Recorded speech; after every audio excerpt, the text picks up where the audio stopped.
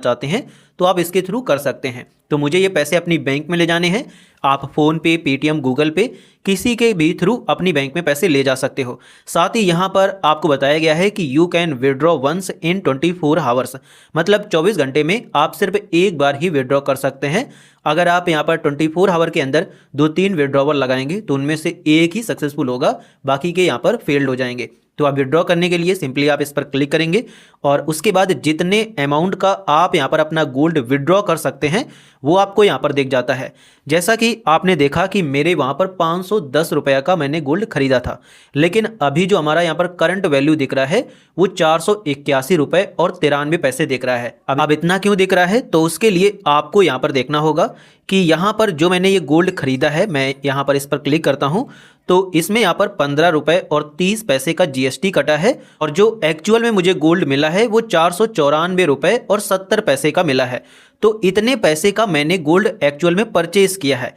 अब जब मैं इसको सेल करूंगा तो यहाँ पर आप देख सकते हैं कि अभी गोल्ड को बाई करने का प्राइस क्या है और जब मैं इसको यहाँ पर सेल करने जाता हूँ तो यहाँ पर आप देख सकते हैं कि गोल्ड का सेल प्राइस क्या है। ये गोल्ड का बाई प्राइस ज़्यादा होता है और गोल्ड का सेल प्राइस कम होता है। अब ऐसा क्यों होता है, तो ऐसा दोस्तों यहाँ पर जीएसटी विड्रॉ करने पर भी लगता है, तो उसी से यहाँ पर राउंड ऑफ करके आपको प्राइस दिखाया जाता है। अब जैसा कि मैंने आपको बताया था कि मुझे एक्चुअल में 494 रुपये और 70 पैसे का गोल्ड मिला था, लेकिन यहाँ पर मेरे मतलब उसमें भी 15% जीएसटी सेल करते समय कट गया है, तो मेरे पास यहाँ पर 481 रुपये और 93 पैसे का गोल्ड बचा है। इसी को मैं विड्रॉ कर सकता हूं। लेकिन क्योंकि यहाँ पर 200 रुपये जो मैंने यहाँ पर इन्वेस्ट किए थे, मतलब 200 रुपये का जो मैंने गोल्ड अभी खरीदा था वो मैंने आज ही खरीदा था। तो आप अगर कोई गोल्ड परचेज करते हैं तो वो 24 आवर के लिए लॉक्ड हो जाता है, मतलब 24 घंटे के लिए आप उसको बेच नहीं सकते हैं।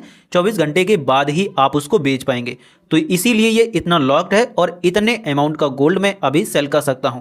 इस अमाउंट का भी मैं गोल्ड सेल कर पाऊंगा जो मेरा बचा होगा, लेकिन उसको मैं 24 घंटे के बाद सेल कर पाऊंगा। तो अब आपको यहाँ पर जितना भी यहाँ पर विड्रॉ करना है वो अमाउंट डालेंगे। जैसे मुझे यहाँ पर 295.06 मतलब जो भी यहाँ पर अवेलेबल टू विड्रॉ है इसको मैं विड्रॉ करना चाहता हूँ, तो वो मैंने यहाँ पर डाल दिया है। अगर आपका पैन कार्ड वेरीफाई नहीं होगा तो आपको पहले उसको वेरीफाई करना पड़ेगा। मैंने ऑलरेडी अपना पैन कार्ड इसमें अटैच कर रखा था। अब इसके बाद सिंपली आप प्रोसीड पर क्लिक करेंगे। जब आप प्रोसीड पर क्लिक करोगे तो ऑटोमेटिक यहाँ पर आपकी यूपीआई आईडी दिख जाएगी। जैसे मैंने फ़ोन पे से इसमें यहाँ पर इन्वेस्टमेंट किया था तो मेरे फ़ोन पे में मेरी बैंक की जो यूपीआई आईडी थी वो ये थी, तो वही यूपीआई आईडी ऑटोमेटिक यहाँ पर सेलेक्ट हो गई है। लेकिन अगर आपकी सेलेक्ट नहीं होती है तो आप ऐड यूपीआई आईडी पर क्लिक करेंगे और उसके बाद यहाँ पर आप अपनी यूपीआई आईडी डाल करके उसको वेरीफाई करेंगे तो वो आपका